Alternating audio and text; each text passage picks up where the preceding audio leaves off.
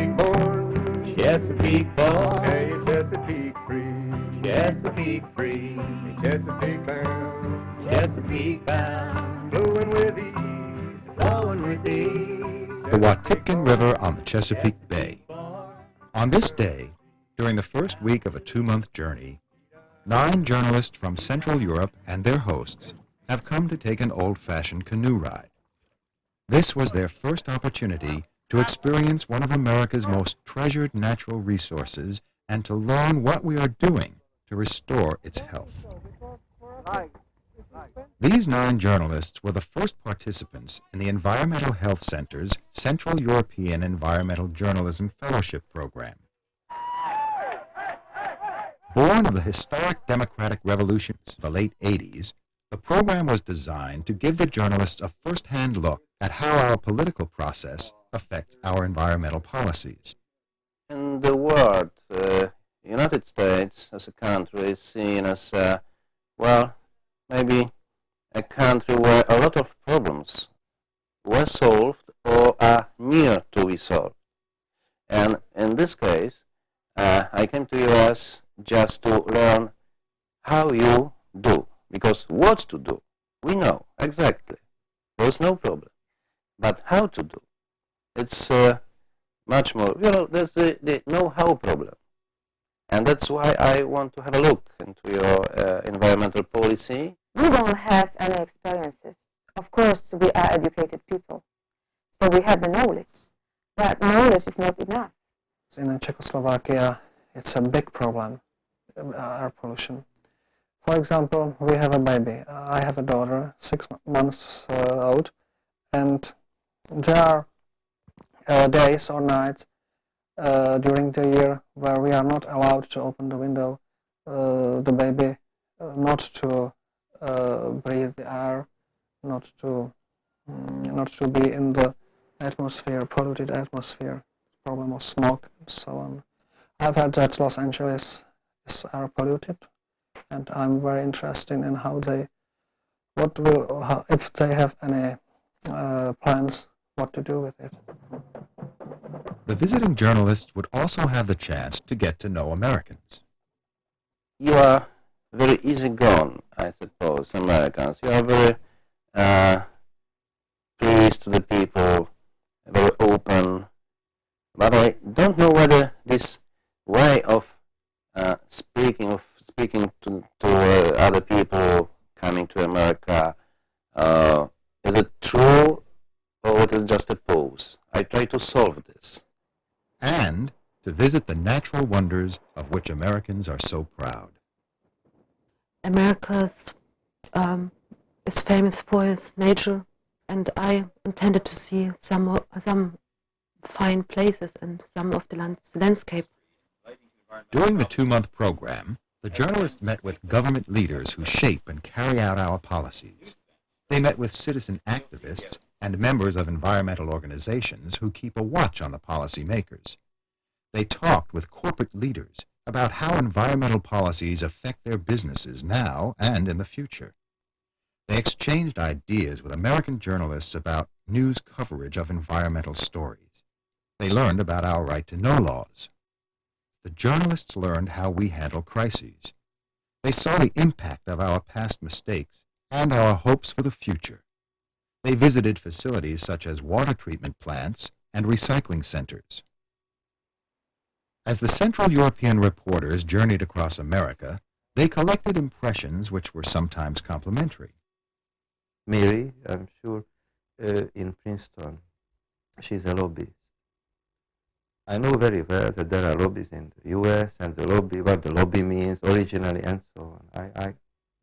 But I could talk to her 1.5 hours and ask everything. How she gets the permission to get in the building, where she can go, where she can't go, how she really works. I think it's great. And impressions which were sometimes critical. I never liked the big cities. First of all, they are only concrete, and it was terrible. It was awful to have a look from the 112th floor from the World Trade Center in New York.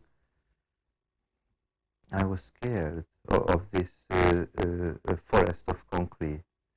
And I don't like skyscrapers. I think it's not a very good thing to work in, to live in, and I wonder why Americans are so proud of them. I think it's not a developing, not a step into developing of the mankind. And even the sky above their heads became a symbol of the best and worst America has to offer. I'm surprised that since we arrived, the sky is so blue. And it doesn't matter if I'm in Washington or if I'm here now in Chesapeake Bay area, the sky is still blue. I haven't seen for many years blue sky in the area when I'm not living, but when I'm working. So I think this is probably what we have to remember. I have two biggest impressions of America.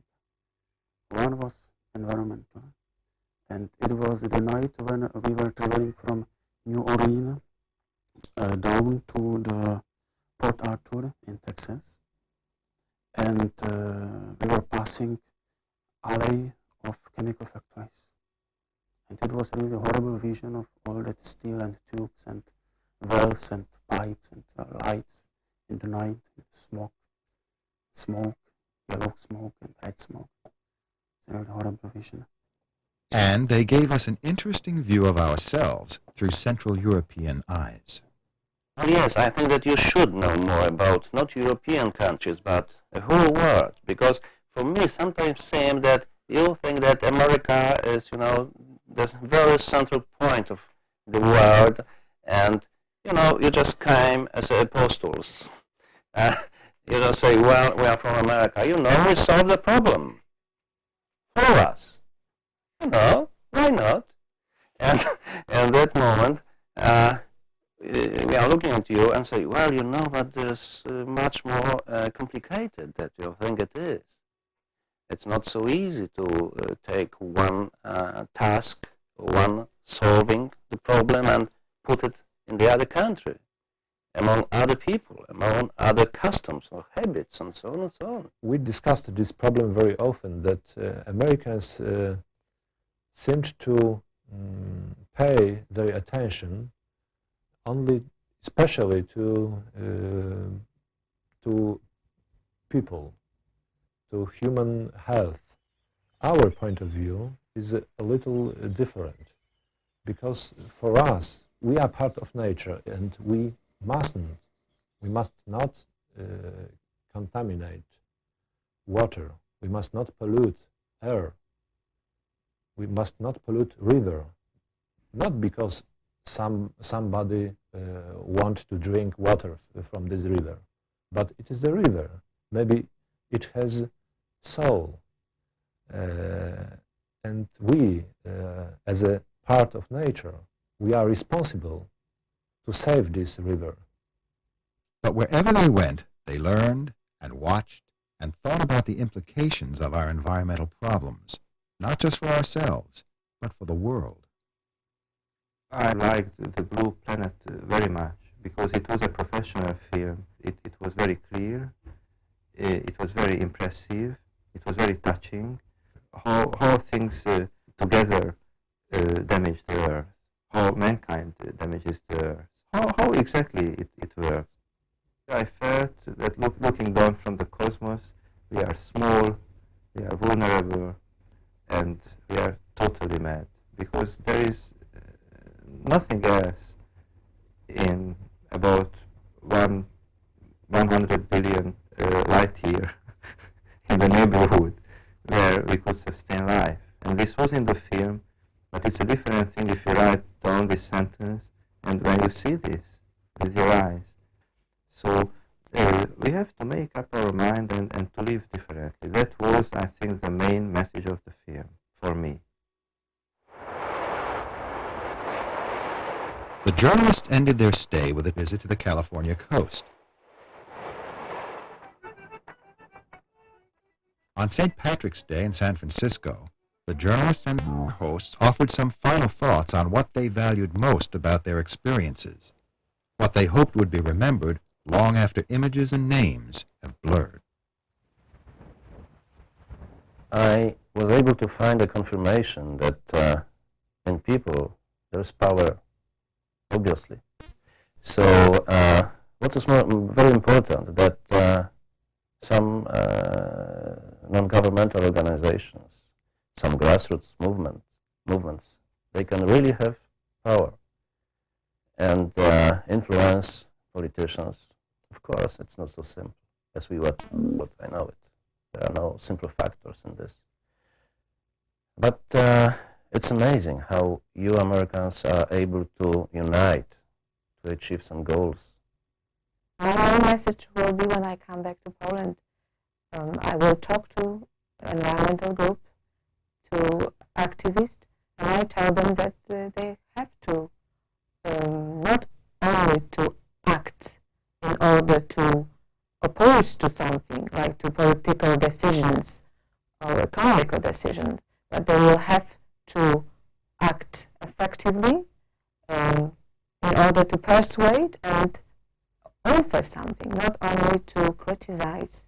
And they will have to, the main thing which they will have to do, they will have to start to lobby. They have to use their limited resources very wisely to go after their problems in the most effective way and to get the most, capitalist term, return on investment, bang for the buck, out of their pollution control investments. They can't afford to squander resources on chasing environmental problems which are not quite as severe as their most severe problems, because they have more than enough to do and not nearly enough to do it with. So if it can help over a period of time to accomplish that, and that's why in future years, it's not just the first 9 journalists who are going to help do that. It's not just the next 9 or the 9 after that, but over a period of time, when you start to multiply the audiences times those number of journalists, that's where we hope the return will come. That's what would make me most happy. Environmentally, the most valuable part of our journey for me was a visit in Pittsburgh. And I hope I've seen there the future of Upper Silesia and Krakow. The future, hopefully not so distant future, without blast furnaces, without smoke, without dirty mills, steel mills. When I compared the pictures of Pittsburgh 30 years ago with what I've seen now, I realized that it is our chance, that it is possible to jump from a dirty, heavy industry into one of the most friendly towns in the United States. I was very impressed of it, and it gave me a hope for the future. A lot of people in Krakow have lost their hope that we will be able to change it, to change our life and to change our situation. So it was like a trip in not too distant future.